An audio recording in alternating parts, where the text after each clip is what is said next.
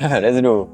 Bah écoute, moi je m'appelle Jules. Je suis service civique à la copine depuis un mois. J'ai 22 ans. Je suis étudiant à Sciences Po Bordeaux, mais là je suis en année de césure, donc je profite de cette césure pour explorer un peu les possibles et notamment m'engager au travers d'un service civique ici. Moi je fais des études dans l'économie sociale et solidaire, donc c'est tout ce qui va être l'économie des coopératives, associations, mutuelles, fondations.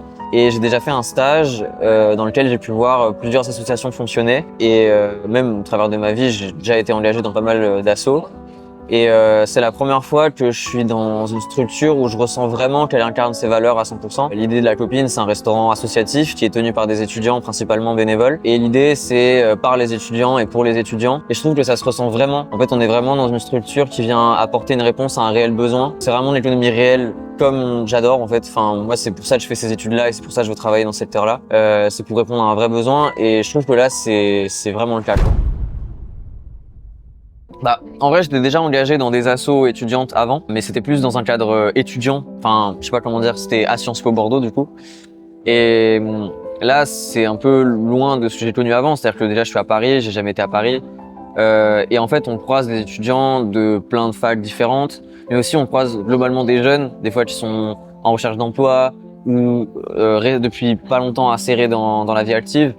Et en fait, au-delà de la précarité alimentaire que connaissent les jeunes, qui est un problème duquel j'étais déjà bien renseigné, je trouve qu'il y a aussi, dans la précarité étudiante, il n'y a pas seulement la précarité alimentaire, il y a aussi la précarité liée à la solitude. Et en fait, je trouve que la copine vient répondre vraiment à ce problème-là, dans le sens où tu trouves déjà une activité dans laquelle tu te réalises, dans laquelle tu es respecté et tu es valorisé, parce que tu viens, tu fais à manger, tu t'occupes du service, tu le fais avec d'autres gens qui sont probablement dans le même quotidien que toi, etc., qui connaissent les mêmes choses que toi. Tu as l'occasion de travailler, mais aussi de t'amuser, de jouer à des petits jeux de société, de venir te retrouver, de venir travailler. Et je trouve que tout ça, ça vient vraiment répondre à un besoin de la jeunesse aujourd'hui.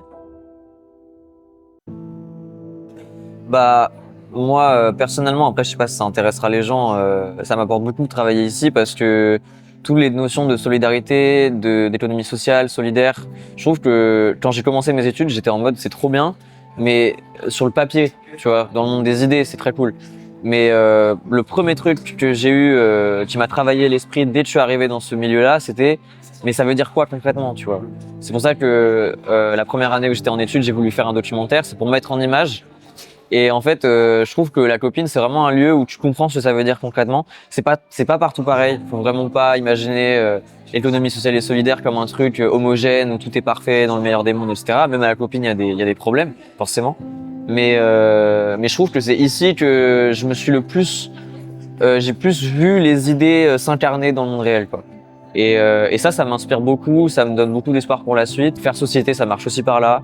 Et ça, je trouve que c'est hyper porteur. Voilà.